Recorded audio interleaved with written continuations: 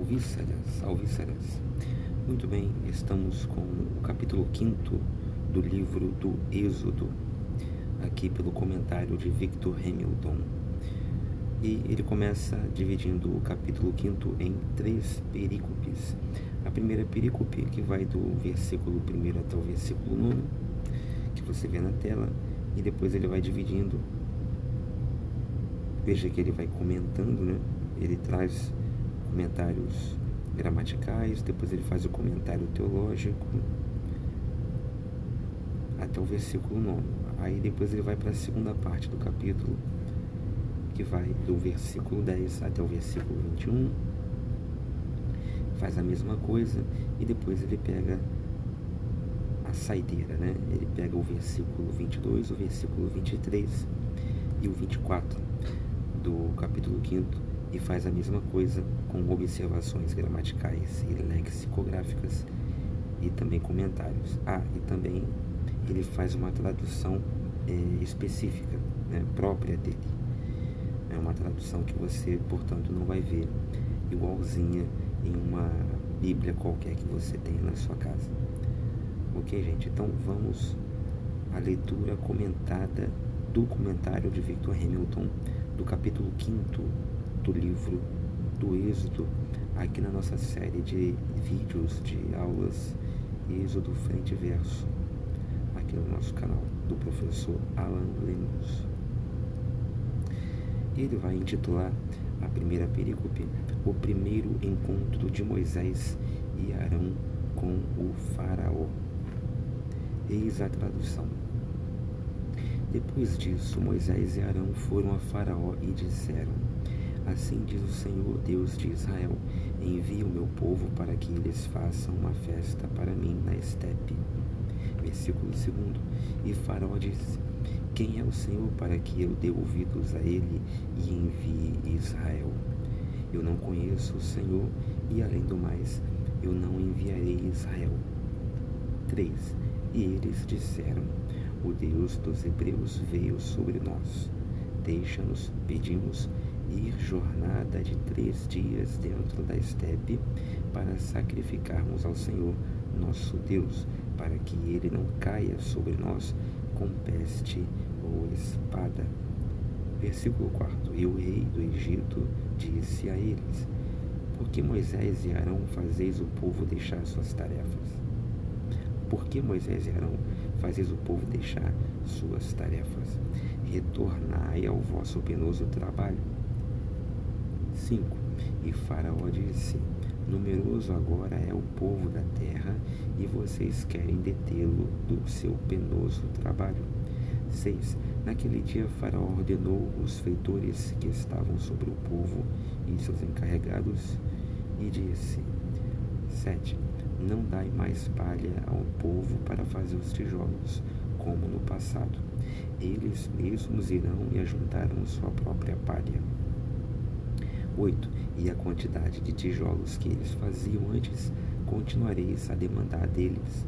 Não a reduzir, pois eles são preguiçosos.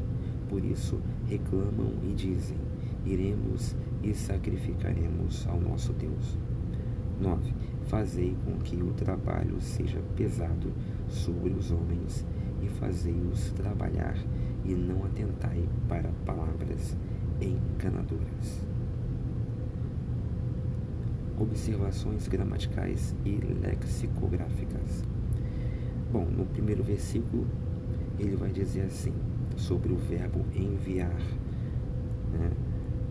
Lá no versículo 1: Depois disso, Moisés e Arão foram a Faraó e disseram: Assim diz o Senhor, Deus de Israel: Envia o meu povo para que eles façam uma festa para mim na estepe.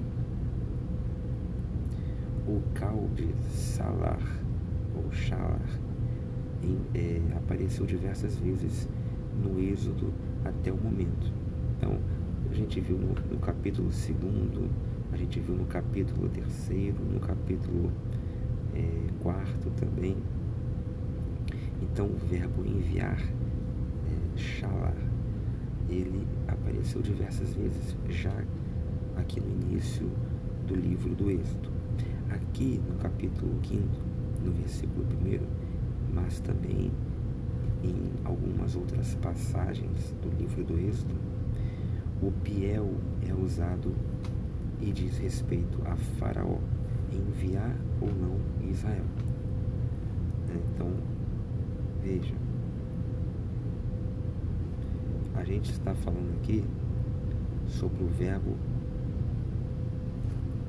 shalar, né?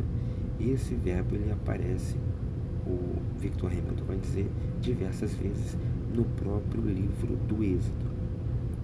Aqui, portanto, porém, né, ele vai dizer que é usado a respeito do Faraó enviar ou não Israel.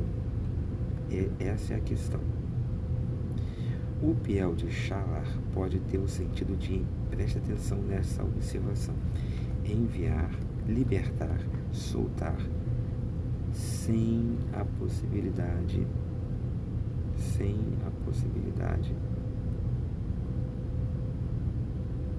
de retorno,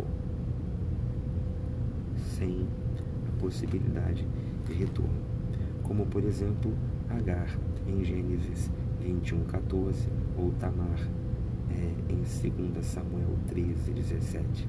Uma esposa, quando o verbo se refere a divórcio, também é um outro exemplo, como está lá no Deuteronômio 22, versículos 19 e 29. Então, esse verbo, do jeito que ele é usado aqui no versículo 1º do capítulo 5º, ele pode ser usado, né, no sentido de enviar, libertar, soltar, sem a possibilidade de retorno, ou seja, de uma vez por todas. Então, quando você vê lá no versículo 1º, né, depois disso, Moisés e Arão foram a Faraó e tal, papapá, envia, ao pedido de Moisés e Arão, envia o meu povo para que eles façam uma festa para mim na estepe. Victor Hamilton está dizendo que aqui, que talvez Arão e Moisés estivessem pedindo a Faraó que ele enviasse para nunca mais voltar o povo de Israel para a estepe. É uma possibilidade. Victor Hamilton não está afirmando, ele está dizendo que é uma possibilidade porque há algumas passagens em que esse verbo shalar, enviar, é usado com tal sentido, mas há uma série de outras passagens em que ele não é usado com esse sentido, tá? Aí o que acontece? Acrescento eu não concordo com essa tese de que o verbo enviar aqui ele está no sentido de enviar para nunca mais voltar, ou seja, uma passagem só de ida, né, do povo de Israel para a estepe, para o deserto. Por quê? Pelo próprio contexto do texto, que não, na minha opinião, defende esta tese, não apoia esta tese.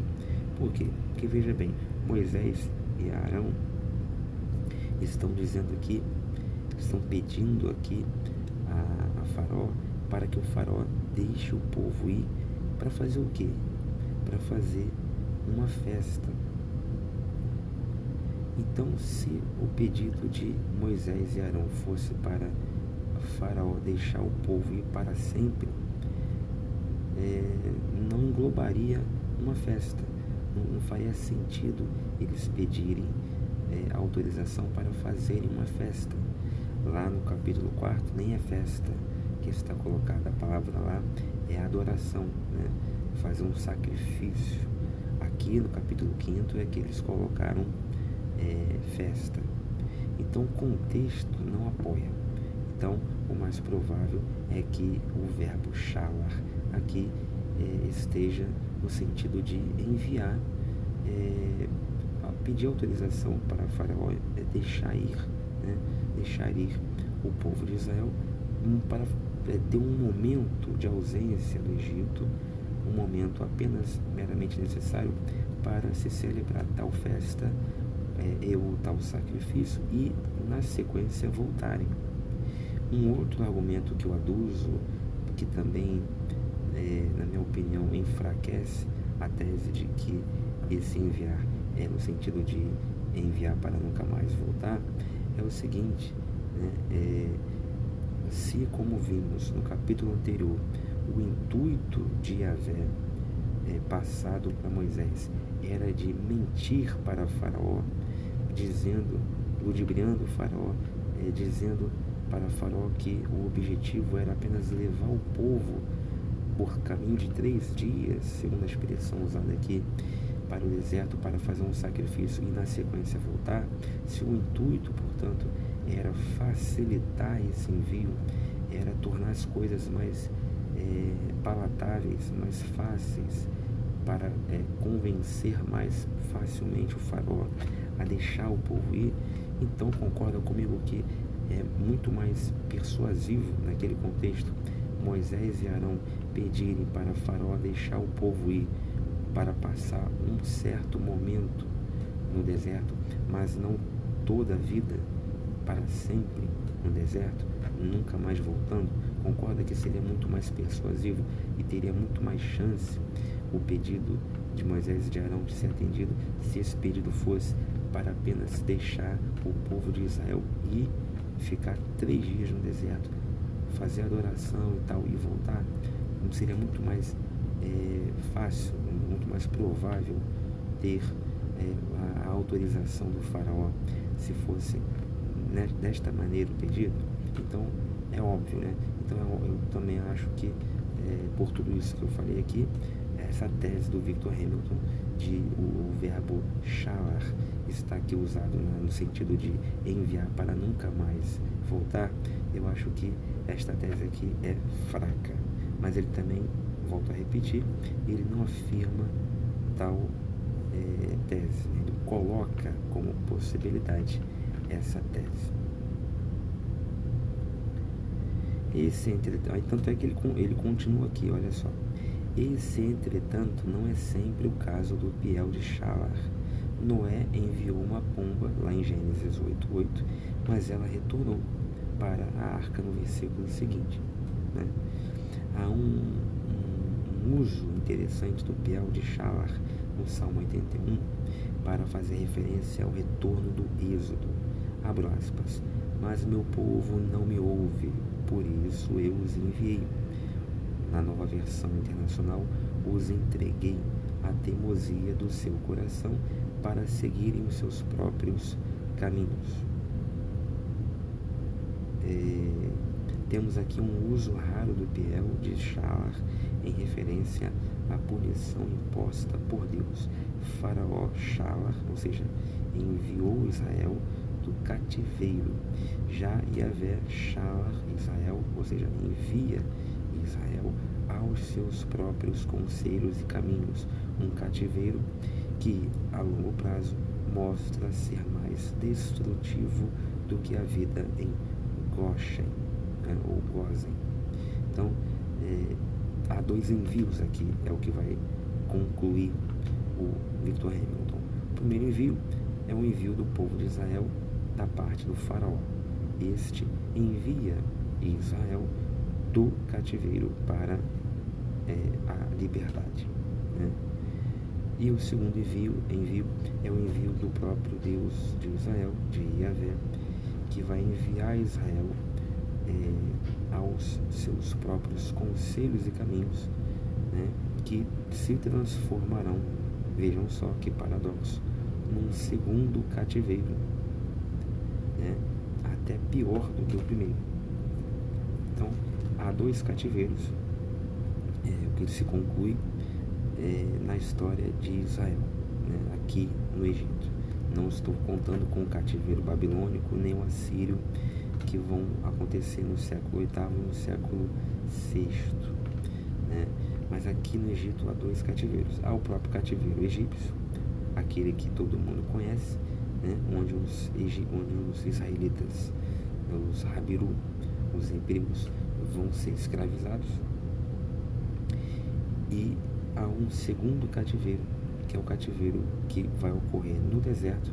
É o cativeiro do povo de Israel também, mas onde ali eles cativos segundo os seus próprios maus conselhos e maus caminhos. Ou seja, Israel vai ser refém de si mesmo, de seus erros, de suas más decisões, de suas más escolhas, né? Deixando de ouvir a voz de Deus através do profeta para seguirem seus próprios caminhos. Aí você tem bezerro de ouro, você tem uma série de coisas que a gente vai ver mais à frente, e a gente vai ver que nesse cativeiro de Israel, neste segundo cativeiro, eles vão ficar por cerca de 40 longos anos, que é 10% do tempo, né, do tempo que Israel passou cativo no Egito, que foram 400 anos.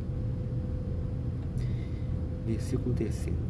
Este versículo repete grande parte de 3:18, mas 5:3 e 7:16, 9:1, 13 e 10:3 usa a forma plural curta de Hebreus, Ha-Ibrim, enquanto 3:18 usa a forma plural longa, Ha-Ibrim.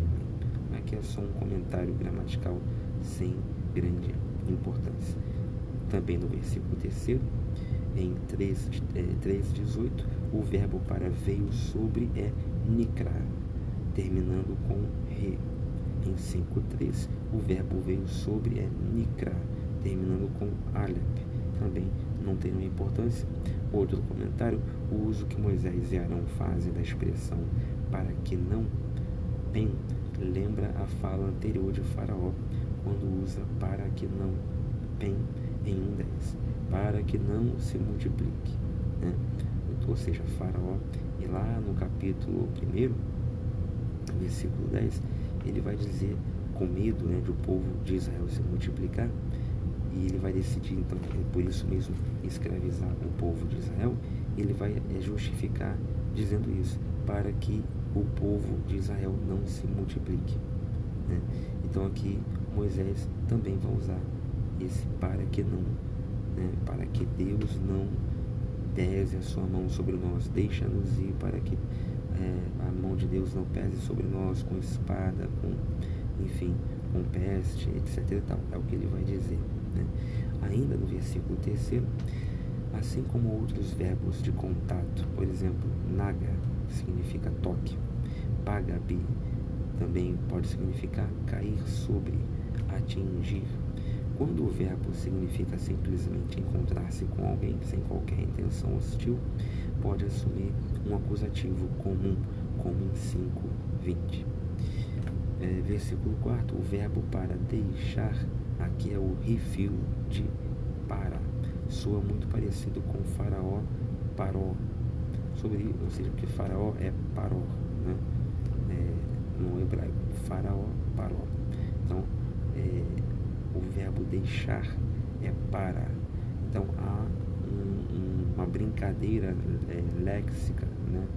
É uma brincadeira, digamos assim, prosódica aqui, que o autor do texto faz, porque a palavra em hebraico para faraó e a palavra hebraica para deixar, que é o que Moisés e Arão estavam pedindo a Faraó, essas palavras soam de maneira parecida. Sobre isso, veja Garcia.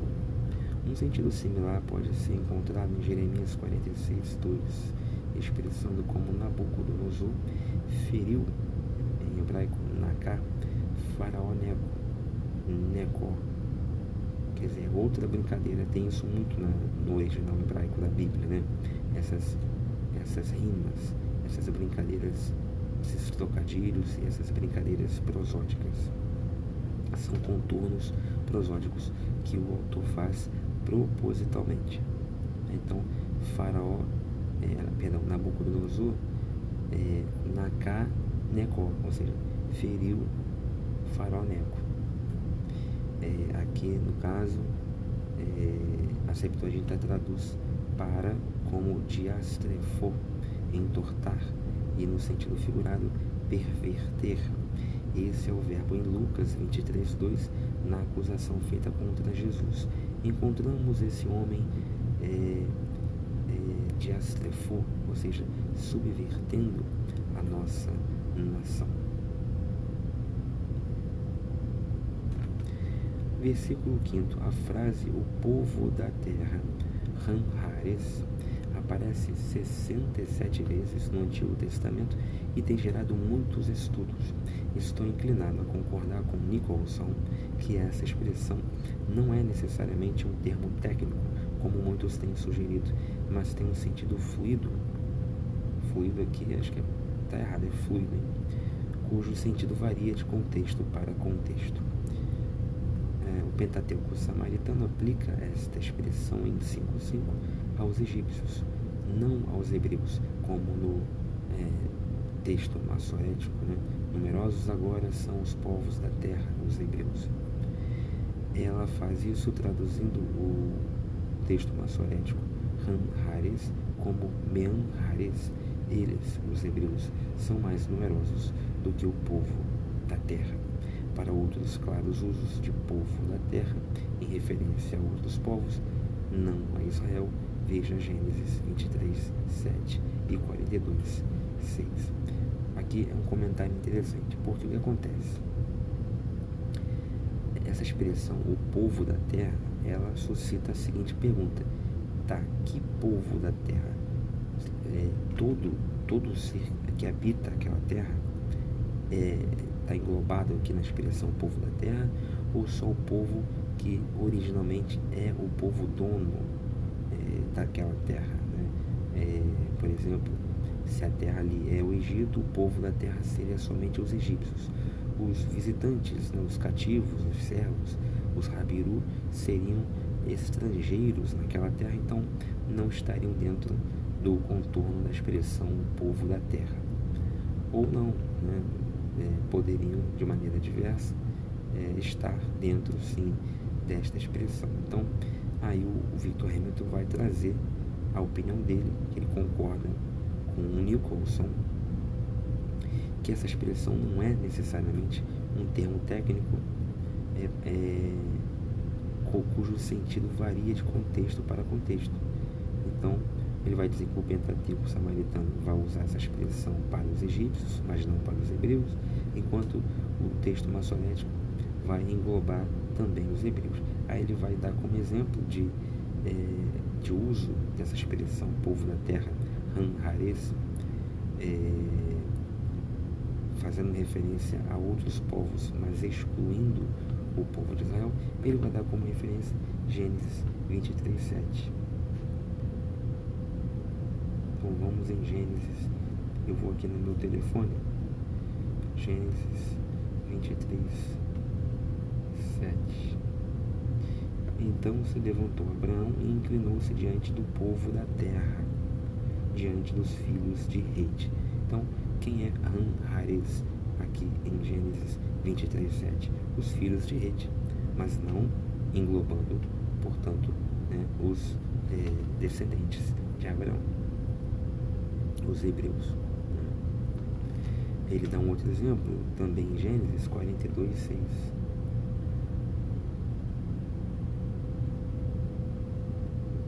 Eu vou aqui no meu telefone.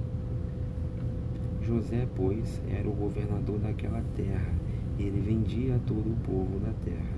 E os irmãos de José vieram e inclinaram-se ante ele com a face na terra. Veja, aqui nem é traduzido como o povo da terra, né? Mas enfim, são expressões que onde Ham Haaretz significa o povo da terra, mas não contando dentro desse povo com os hebreus, e sim os outros, né? Os outros não filhos de Deus, né? não povo de Deus. No caso aqui, então, do versículo 5,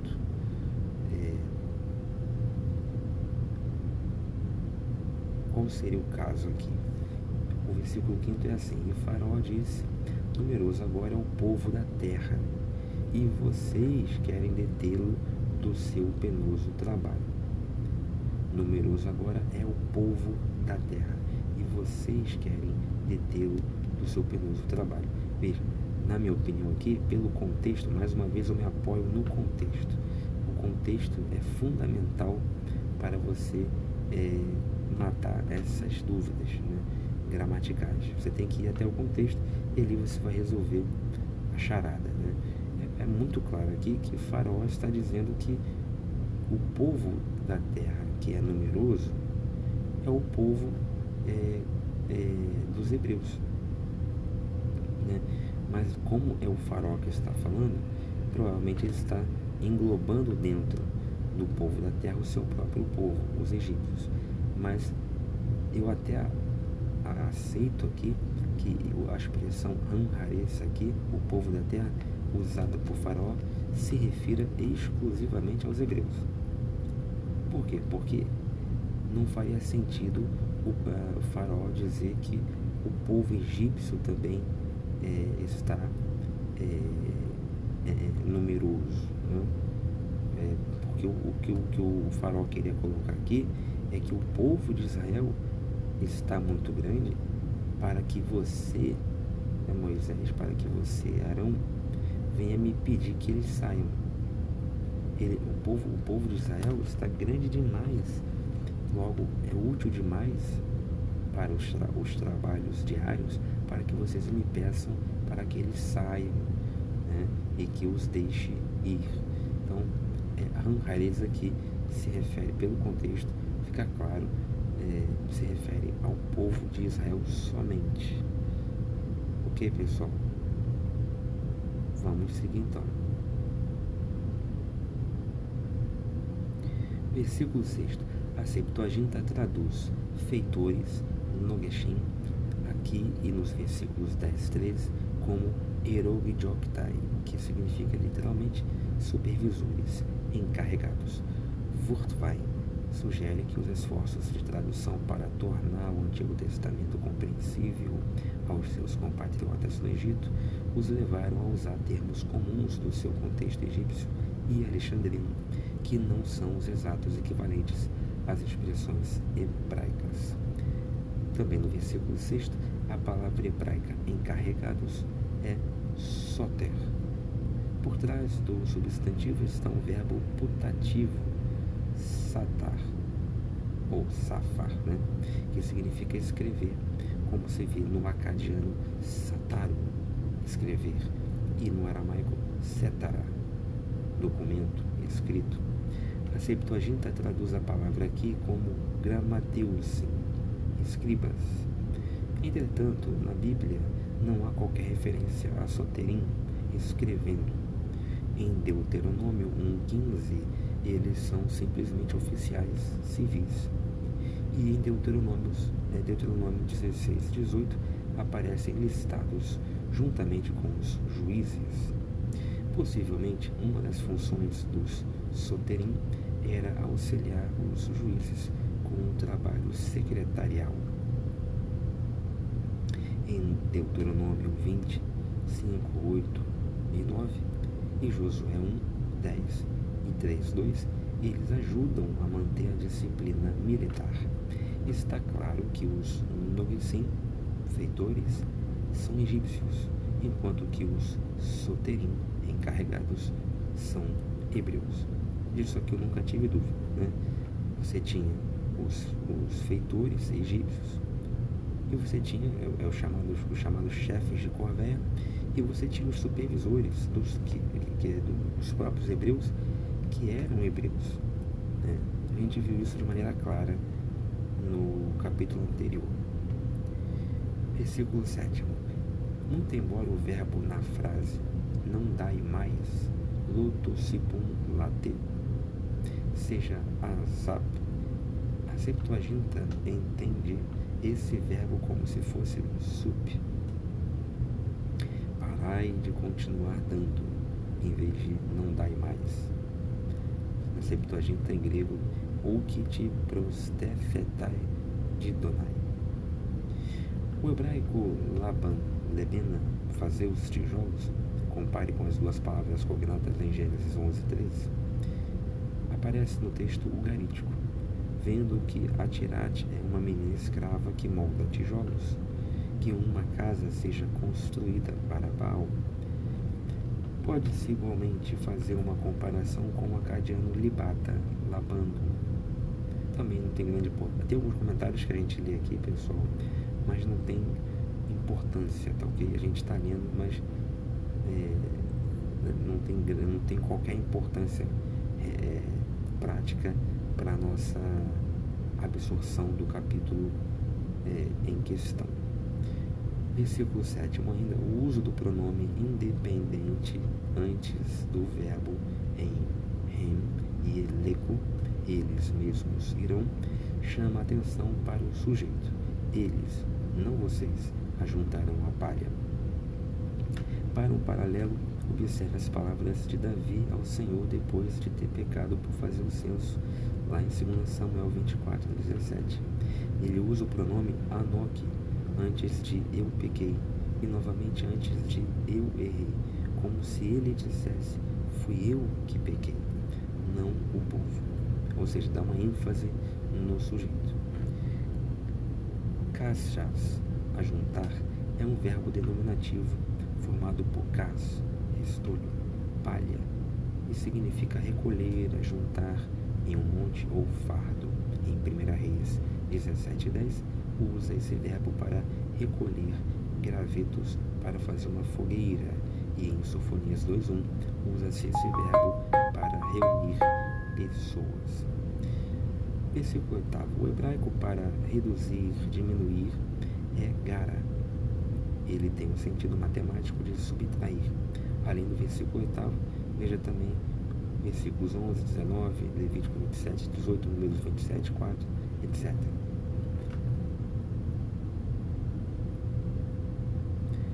Versículo 8. Preguiçosos.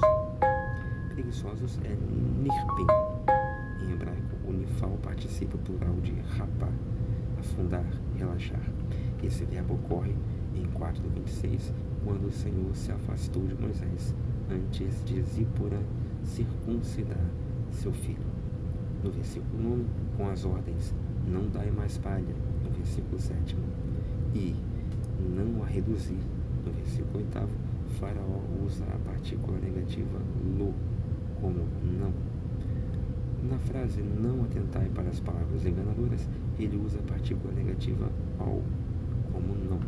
Bright observa que no Pentateuco, lo, a mais forte das duas partículas negativas, está sempre na boca de Deus ou de Moisés, exceto por 4 ocorrências na boca de Faraó e 2 vezes quando Isaac fala com Jacó. Bom, aí agora a gente passa ao comentário teológico, né, que é esse que você está vendo correr aí na tela. E a gente vai terminar o nosso vídeo de hoje. Aí depois gravaremos a segunda parte do capítulo 5º, fazendo a mesma dinâmica que fizemos aqui, ok? Comentários gramaticais e depois comentários teológicos, tudo do livro do Victor Hamilton. Comentários teológicos. Versículo 1. Será que Moisés segue as ordens divinas corretamente? E quanto a nós, será que seguimos? Em Êxodo 3:18, Deus diz a Moisés como deve chegar a Faraó e o que deve dizer. Aqui em 5:1 temos Moisés cumprindo isso. Entretanto, se compararmos as duas passagens, perceberemos que elas são bem diferentes. Listo a seguir as diferenças. Primeira, em 3:18, Moisés e os anciãos é que devem ir. Aqui vão Moisés e Arão. Cadê os anciãos? Segunda, Moisés modifica a anunciação do Senhor. O Senhor Deus dos Hebreus, para o Senhor Deus de Israel. Terceira, 3:18, fala de uma jornada de 3 dias. Moisés omite essa informação aqui. Moisés não diz para Faraó, deixa-nos ir caminho de 3 dias. Moisés omite essa informação. Quarta, Deus instrui Moisés a usar o coortativo, deixa-nos ir. Em vez disso, porém, Moisés usa o piel de shalar e o modo imperativo envia. Quinta, o Senhor diz a Moisés para usar a partícula na, por favor, deixa-nos ir, por favor. Aqui não há por favor. A diferença entre os dois textos é óbvia. A linguagem de Deus é cortês e diplomática. A linguagem de Moisés é abrasiva, de confrontação. Como diz Sternberg, Moisés preferiu bater a falar a rocha do Egito para soltar sua presa. Ele descreve a tática de Moisés como brusca, peremptória, integralmente favorável aos israelitas, certamente ofensiva. De modo semelhante, Goldingay aponta que Moisés e Arão falam ao rei como mensageiros anunciando a mensagem de um rei. Isso seria ou teria um tom de soberba, o que teria dificultado ainda mais a autorização de Faraó. Porém, eu discordo de Victor Hamilton aqui, totalmente. Por quê? Porque já expliquei quando gravamos uma série de vídeos sobre o capítulo 4, que consta lá no capítulo 4 que o próprio Deus, ele disse que ele endureceria o coração de Faraó. E isso consta lá no capítulo 4. Lá no capítulo 4. Deixa eu ver se eu acho aqui a passagem.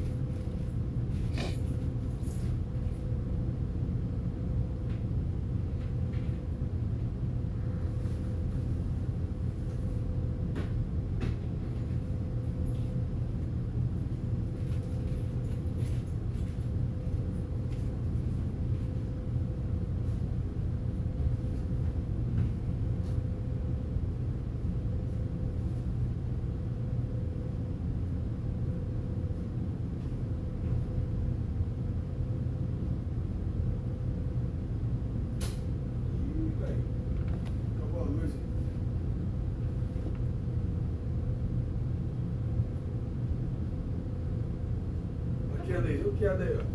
Não, tranquilo.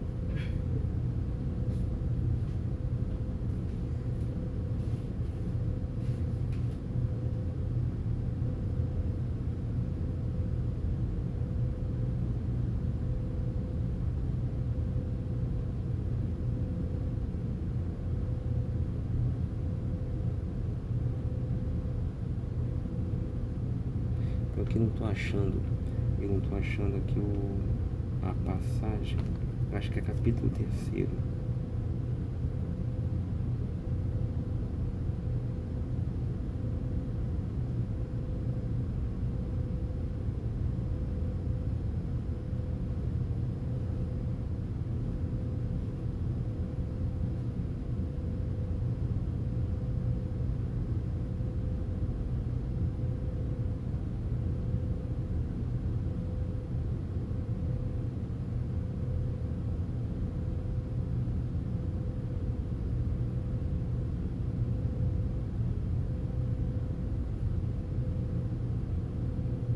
Aqui eu achei, ó. Capítulo 3, versículo 19.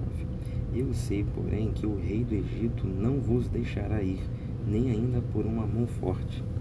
Porque eu, versículo 20, eu estenderei a minha mão e ferirei ao Egito com todas as minhas maravilhas que farei no meio dele, depois vos deixará ir.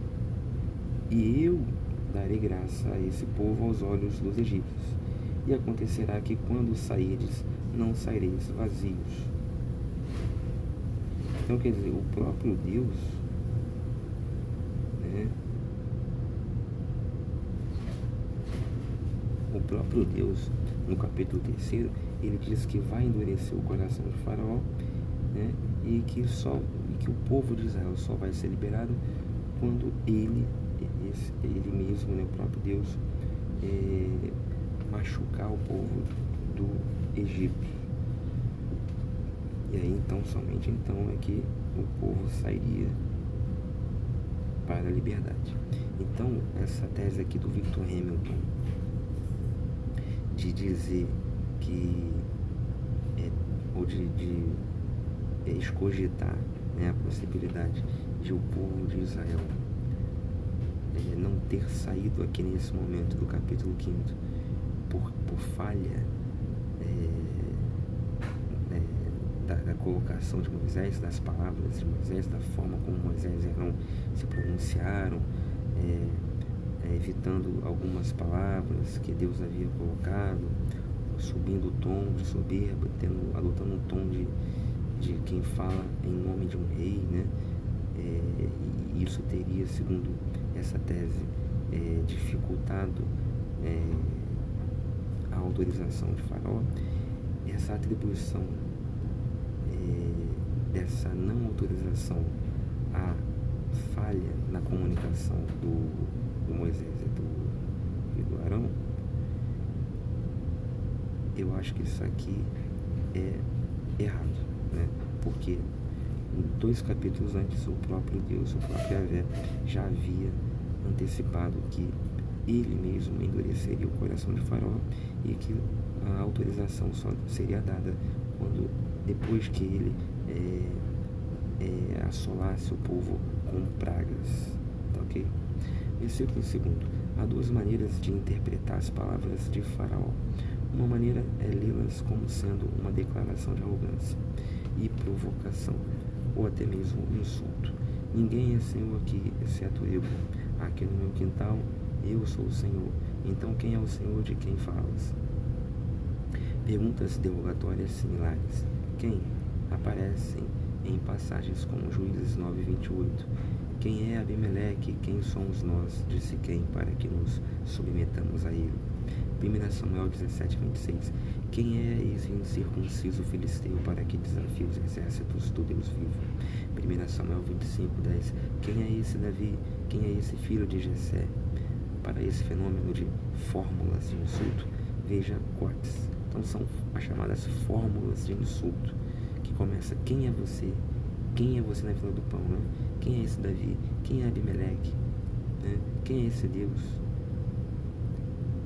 Alternativamente, as palavras de Faraó, quem é o Senhor para que eu dê ouvidos a ele, podem ser lidas como uma justa expressão de ignorância.